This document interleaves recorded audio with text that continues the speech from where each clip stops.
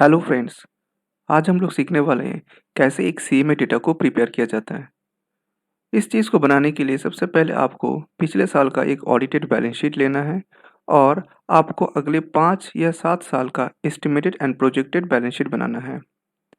मैंने यहाँ पे आपके सहूलियत के लिए 1 साल का डेटा को गैदर किया है। यह है मेरा एस्टिमेटेड सेल। इसका ग्रॉस प्रॉफिट मैंने लिया है 18% और नेट प्रॉफिट है 9.5%। ये एक ऐसा ऑर्गेनाइजेशन है जो partnership, LLP, private limited company या इंडिविजुअल कोई भी कंपनी हो सकता है, क्योंकि यहाँ पे मैंने सिर्फ कैपिटल लिखा है। ये शेयर कैपिटल भी हो सकता है, पार्टनर्स कैपिटल भी हो सकता है, कुछ भी हो सकता है।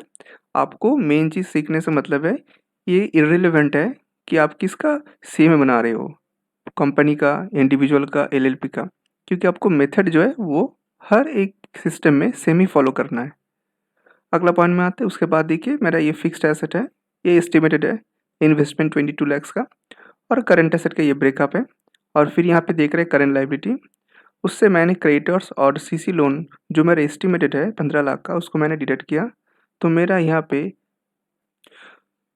पे कैपिटल बैलेंस आ गया 39,21,500। अभी चलिए हम लोग इस चीज़ को, जो हम लोगों का नायक कमेटी रिकमेंडेशन और टंडन कमेटी रिकमेंडेशन जो है, उसमें हम लोग इसको फिलअप करेंगे। आइए वीडियो को स्टार्ट करते हैं। सबसे पहले हमको सेल्स का फिगर यहाँ पे डालना है। 95 लैक्स हम लोगों का सेल्स का फिगर। अगला है 25% of sales is equal to this one into 0.25। अगला है 5% of sales is equal to this one into 5 divided by 100। Actual net working capital जो मेरे पिछले साल का बैलेंस शीट से लिया हुआ है वह 8,65,000। अब हमको बी और सी का डिफरेंस निकालना है।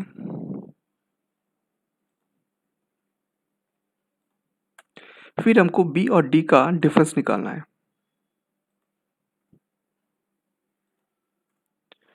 अब देखिए, बी और सी का डिफरेंस है 19 लैक्स और बी और डी का डिफरेंस है 15 लैक्स 10,000। दोनों में लोअर फिगर है 15 लाख 10,000, यानी कि मेरा मैक्सिमम पॉसिबल बैंक फाइनेंस 15,10,000 रुपये है, जबकि मेरा एस्टिमेटेड बैलेंस शीट पे 15 लाख का था, यानी कि ये पूरा टैली हो रहा है।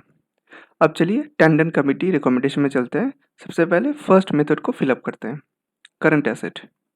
हम लोग इस चीज़ को यहाँ से ले लेते हैं। फिर आते हैं current liability except bank borrowing.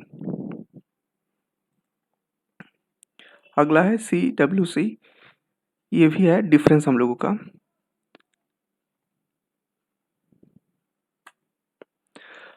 तो डिफरेंस आ जाता है 31,40,000 और इसमें से 25% हम लोगों को डिडक्ट करना है, is equal to this one into 0.25।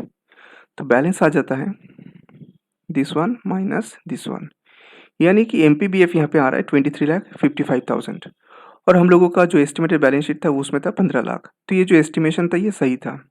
अब चलिए लास्ट पड़ाव को देखते हैं।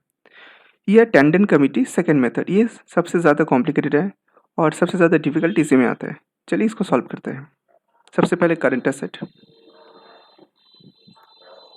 अगला current liability except bank borrowing,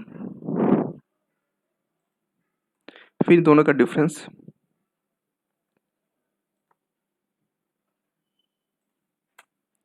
अब आता है 25% ऑफ करंट एसेट। फिर हम लोग लेंगे प्रोजेक्टेड NWC यानी नेट वर्किंग कैपिटल। ये निकालने के लिए हमको ये फॉर्मूला चाहिए, stock plus debtors minus creditors. हम लोग इस फॉर्मूला का भी यूज़ करेंगे।